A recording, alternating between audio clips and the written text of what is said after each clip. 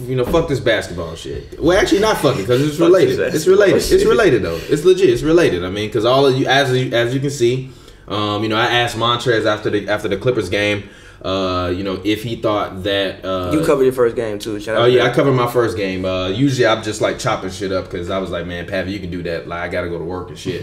But because it was like a Sunday game, I went ahead. I covered the game. It was pretty damn fun covering the game, just like the whole experience overall. You know, huge shout out to the LA Clippers, man. They really gave us a chance, like legit, like that it really ain't nowhere, you know, kind of nowhere around the conversation. Like they legit gave us a chance. They didn't have to give us media passes. We reached out independently. Nobody set us up.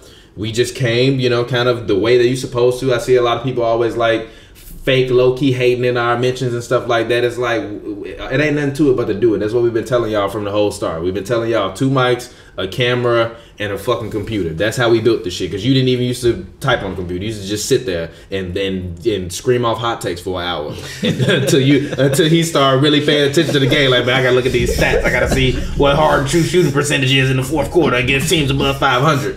But before that, it's just 2 mics and 2 dudes in the camera. So it was dope to cover the game. Huge shout out to the LA Clippers. But anyways, I asked Montrezl Harrell after the game. You know, I said, you know, people love to compare athletes and rappers and entertainers kind of like rise in terms of just kind of like coming from nothing to something. Like, does Nipsey Hussle's death affect you in a different way? And basically he was like, nah, like all death, you know, affects me in the same way, and like it's all wrong and all stuff like that. And, you know, which is very, very interesting. But then I forgot which athlete I was watching talking about that. It was some athlete that I was watching talking about it, some NBA athlete, and basically he was like, yeah, man, once that happened, like you gotta look at things differently. You gotta move differently. Like if you're thinking about it from that perspective, like especially because a lot of these guys, when they go back home, they going back home. You know what I mean? So whether you a athlete, entertainer, whatever, like.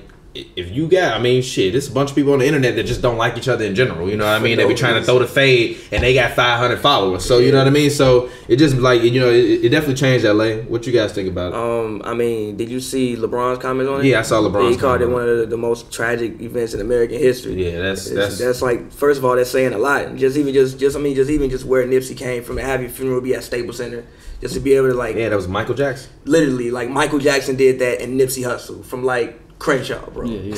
So it's crazy that he can have that much of an impact on people, and just it was definitely this one. I mean, like, granted, I wasn't of age when Pac died, but I mean, to me personally, I think this is like 10 times worse than the Pac situation. Yeah. The Pac situation, for one, like nobody told Pac to go be Big Blood of the Week and jump in that fight, as opposed to like this seems like it's from all accounts that I've heard, a completely senseless act.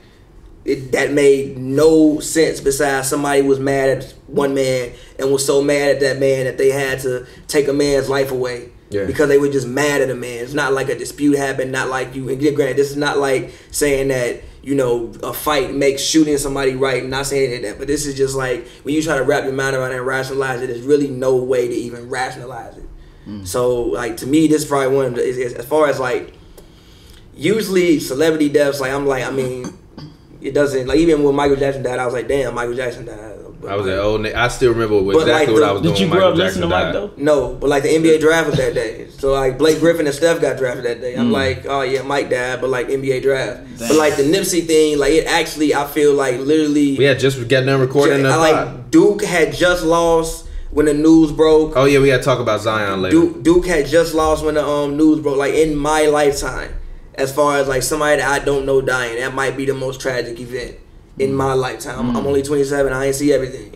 But in my lifetime, that probably is like the most like tragic event because it just didn't make any sense. So R.I.P. Nipsey Hussle, shout out his family, shout out Lauren London, all you guys, in my prayers. For me, I would say he definitely had an impact bigger than what I knew him to have. I guess like you actually saw it. You know, you mentioned LeBron, but you know, you think about Westbrook being from LA and how he did that. You know, that 2020. I saw some of y'all talking about he was stat padding. Shut the fuck up. Yeah, like shut the fuck up. Just shut the fuck up, G. That man is 6'3" and got you 20 points, 20 rebounds, and 20 assists.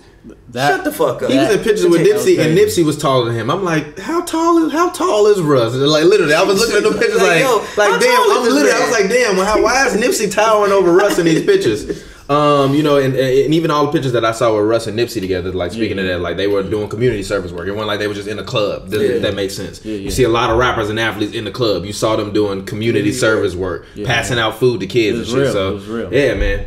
Yeah, I mean, so that when I saw that game, like it wasn't like dudes were just laying down giving the rebounds. Like it's like that, you know. But he laid his heart on the line. He let it out. You know, that game. You could tell it really affected him.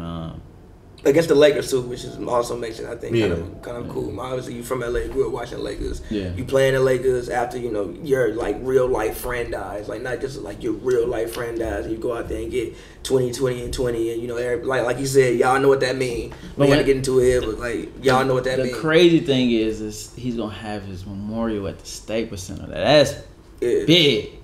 I knew it was gonna happen. Like once it happened, I was like, I knew it was gonna happen. And then honestly, like like I always been like a Nip fan, but I was never like a crazy Nip fan. I always like Dom a little bit more than Nip, because Dom is just like a lighter listen. Like Nipsey's music is like it's dense, like, and it's real stories about real shit that he done been through and stuff like that. So it's very dense versus Dom music. Dom music is a little bit more like wavier and groovier, and he'd just be like talking about picking up women and trying to be a legend in LA. You know what I mean? Like Nipsey talking about like grinding and divesting stocks and bonds and shit. It's like, you know what I mean? So I always listen to Nipsey in pockets. But even just like watching the interviews and literally watching interviews, and I'm seeing a lot of interviews surrounding like money. And he's sitting there with white guys. And then I was watching the interviews surrounding money, where he was doing like the BET thing or like other stuff where they doing like little mini breakdowns on like his money and him being like an entrepreneur. And you got guys like Noriega being like, yo, Nipsey Hussle, like he showed me like when he dropped that $100 mixtape, like, yo, like we could just take it and sell it and make some more money. And all these different artists are like, yo, like Nipsey gave me game on this, Nipsey gave me game on that, Nipsey gave me game on this, Nipsey told me to do that, oh, I saw Nipsey do that, like, you know what I mean? So it just sucks, man, because we legit, like, all our leaders just get killed. That shit, like, for real. All of our leaders get killed, whether it be by us or by somebody else. All our leaders get killed, and it's fucked up. Yeah, definitely. It really is. It really is. Like, it's fucked up, dog. Nipsey was somebody I didn't even look at as like a rapper. Yeah, like, no, for real. We had a conversation on him. We was like, he top 5 Crip all time. We had that conversation. Actually, he actually no disrespect to Snoop G. He number one. No, I can't disrespect Snoop G. He like the LeBron to MJ. Like him and Snoop to me, like the LeBron to MJs of that, bro. Because Snoop done a lot of stuff. Snoop, you got to think about Snoop. You know, his community programs, his football programs. So you know what I mean. But still, even with that being said, like the fact that, you know what I'm saying, like all of the odds were stacked against those two dudes, and they both been able to come to, you know, do what they do, stay in the community and help other people. Like that's really what the shit should be about. That's a crazy analogy. I mean? It really is though. It's like the LeBron MJ thing. Instead of who you want to play with, who would you want to ride with? That's for real. But it's like, but for real, it depends on how you feeling that day. We getting stoned, or am I motivated headed to some work? Like Snoop. Cause Snoop just look like me, like even when he was talking about Dom and them, like I always fuck with like Dom with them, just like musically, just because like they kind of like they had different styles, but they kind of like talked about kind of the same things. But it was just like Nip was for more like the street guys. That really wasn't me. I always been more like a much cooler dude. Yeah. So Dom like talking about getting girls, riding around, being cool, and you know he'll like talk about investing or like, you know, like spending your money smartly. What that my man bill say? Too low for me to fall off. I was like, yo, what he say about go get you a saxophone? So stop by, join, save up. You should get a car, buy you a laptop, buy you a saxophone. But so Nip would be like LeBron, because he assisting you, you know, helping you out in a way. I mean, right? Hey man, but still, and also, man, Nip and Dom was like Kobe and Shaq. Man, we never gonna get no more. We needed a whole. Honestly, bro, Nip was supposed to have a whole tape with Meek, which although it would have been loud, I would have been. Man, that shit would have been. That shit would have been crazy, bro. That shit would have been crazy. That would have been crazy. I needed another. I was really waiting on a whole Nip Dom tape. Indeed, we needed that. I was literally like, even if it would have been 6 songs, I don't care. We need. You know what I mean? It could be 4, bro. We need that. Actually, Dom, G, I know you and Nip got some unreleased joints. Please, for the culture, bro. For the culture, G. Call up Mustard, get him to put some to redo them beats if you need to, and let that shit ride. We need that. Maybe they got some unreleased music. No, I'm sure he does. Like even Nipsey, he was, because I was like, I went back because the thing about Nipsey is like I used to actually. I was more of a fan of him as an entrepreneur than I was like a rapper. Like I fuck with him as a rapper. I remember the Proud to Pay campaign. Actually, that's the kind of shit that really got me more so like invested in like kind of like influencer marketing and trying to figure it out. Because I was also like working at digital companies. So I'm like, how is this dude? Because I started working at them companies in 2013. He did the Proud to Pay thing, I think, with Crenshaw in 2013. It was in 2013, but then the mailbox money thing, which was really to me like kind of the next level when he charged $1,000 for him, was when I started to like really pick it up. Then I started watching like a bunch of his promo and his interviews from back then, and he was just talking about different books that he read, and he put me onto this book by this guy named Jonah Berger called Contagious, and basically it's just about like why viral things catch on and like social currency and all of that kind of shit like that. But it's like I would have never known to go and read that shit or even try to explore that part of like, you know what I mean, what I was doing without listening to him on a radio interview. So like, you know what, let me go back and rewatch some of them things I was watching. I was like, damn, I picked up that. Like, oh, okay, like that's probably where I got a little bit of that idea to like go in that direction with that. So it's like, hey man, that shit is fucked up. It really is. It's fucked up. We lost one of our leaders. For real, we can't keep losing leaders. And although like I understand like you're gonna have the people like, well, he was a gamer. It's like, bro, like what do you want me to do other than try to get better every day of my life? Like for real. Like, because if I'm out here wilding in the streets forever, then y'all gonna call me an ignorant nigga. But if I get better, then y'all gonna use the path. If I get better and evolve and do other things and go other places and do things, then y'all gonna tell me that, you know what I mean? You get what I'm saying? So it's just kind of fucked up. But switching gears. Yeah, let's go ahead. We gon' slide, we gon' chill.